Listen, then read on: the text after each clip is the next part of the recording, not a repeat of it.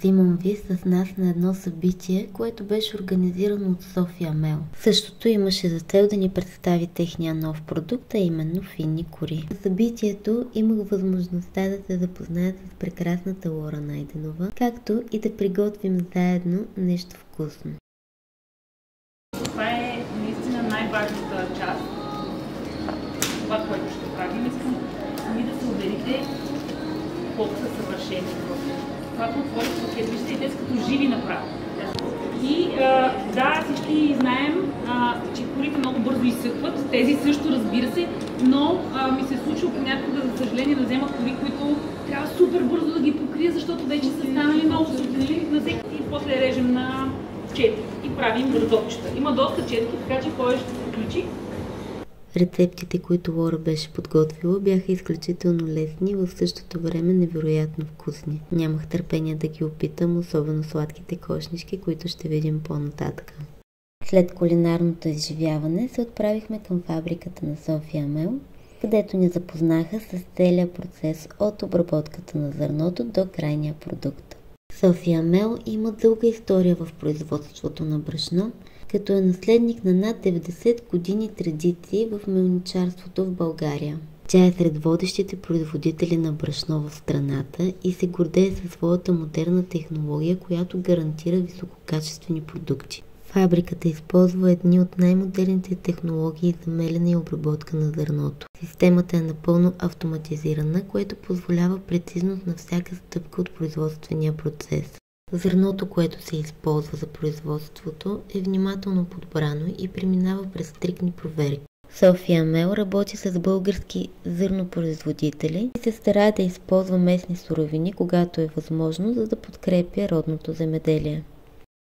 Фабриката работи активно върху намаляне на отпадъците и внедряване на екологични практики в производството. Стараят се да оптимизират използването на вода и енергия, за да намалят въздействието върху околната среда.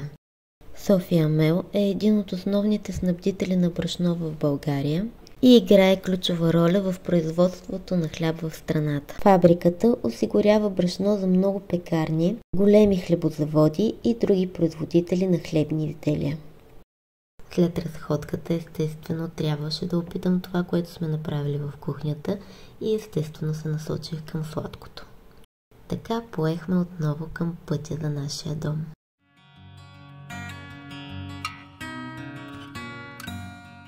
На следващата сутрин се събудих много гладна, тъй като на предния ден почти не бях хапвала абсолютно нищо. Дали от вълнение или многото задачи, които имах преди пътуването, нямам никаква идея, но така се получи. Реших да заложа на най-лесната закуска палачинки. Приготвих 2 порции, една за мен и една за Сла. Леко стана, така че обърках рецептата напълно умишлено, тъй като трябваше да бъде с прясно мляко, аз нямах такова и използвах кисело, просто се спасих както можех. Въпреки гъстата смес, която се получи, палачинките станаха изненадващо вкусни. Оставим оригиналната рецепта в описанието. Обичам да поднасям закуската с много плодове, в случая имах банани и малко круши, които нарязах на парчета и подредих до купчената палачинки. Отгоре ги полях с много мед, понякога обичам да слагам и тахан.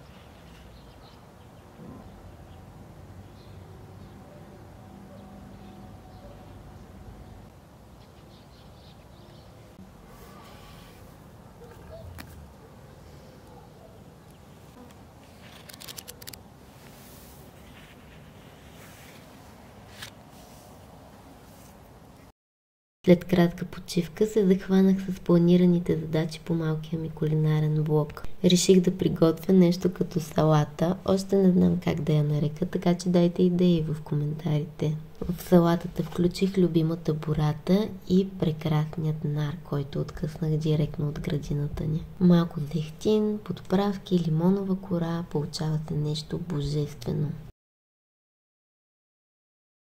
Често ме питат, защо в двата си почивни дни отделям толкова много време, за да снимам било то рецепта или просто част от заобикалящата ме среда. Истината е, че създаването на съдържание ме кара да се чувствам пълноценна. Най-вече обожавам как чудото на този свят разкрива пред мен в детайли, които ме карат да се влюбвам в тази вселена. Все повече и повече, със всеки изминал ден.